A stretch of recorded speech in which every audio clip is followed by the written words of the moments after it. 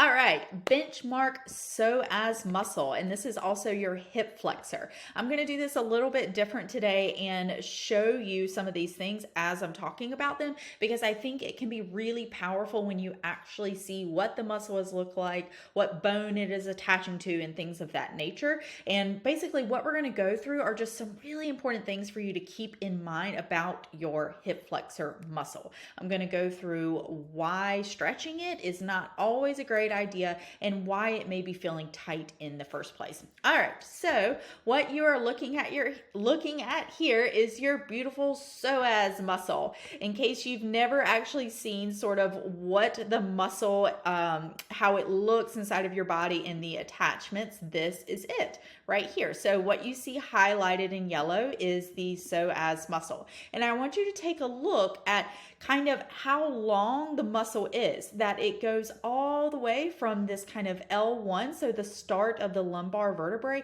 and it comes all the way down and wraps around actually to the head of the femur. Okay, so this is really important to remember that it attaches basically your upper body and your lower body kind of together because it's attaching on the lumbar vertebrae down into the head of the femur. Now, another really cool thing about the psoas is that it actually goes up and has attachments in the diaphragm, okay? So we know that diaphragm is really important for breathing. So the psoas is attaching up into the diaphragm, which means that it is part of that kind of pressure control strategy that we're using. Again, nothing happens in a silo. We have to think about how all of these things work together when we're just learning more about our body and feeling really strong again. So the other really cool thing about the psoas is that it not only attaches into the diaphragm, but it also blends into the fascia of the pelvis. So that just means that it blends into the fascia that surrounds the pelvic floor, the transverse abdominis, and the internal obliques,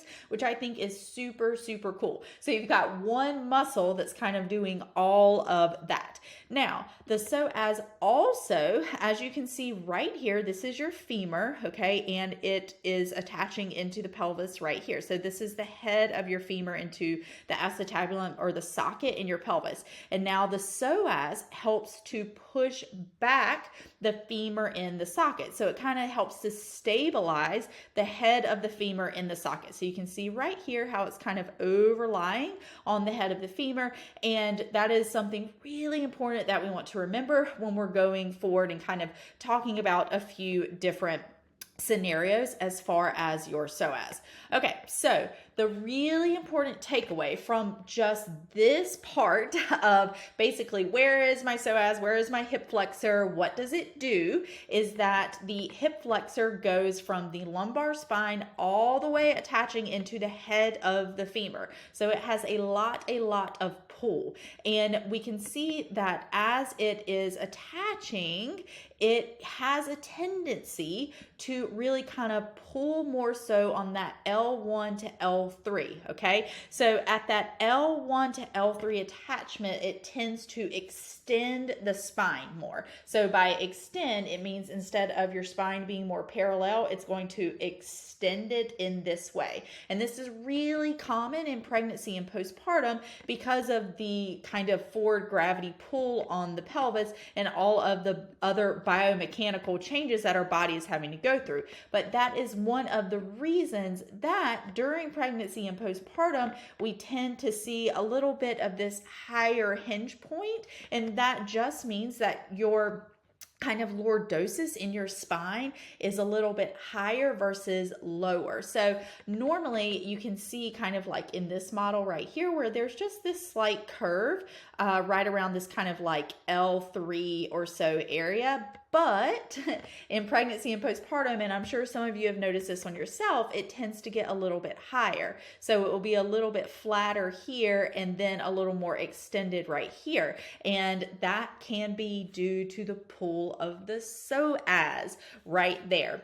Anyway, all sorts of stuff can come through that, and we're going to dive a little bit deeper into that in the next section. But because of the psoas being pulled, the spine being extended, then we can also kind of get that femur that is being shoved more forward in the socket, and the psoas is basically having to work overtime to kind of push it back and keep the head of the femur where it ideally should be. So anyway, all of this to say, I just want you to be aware of this, to understand just a little bit more about what your psoas is truly doing, because it's not just a muscle in the front of your hip that always feels tight.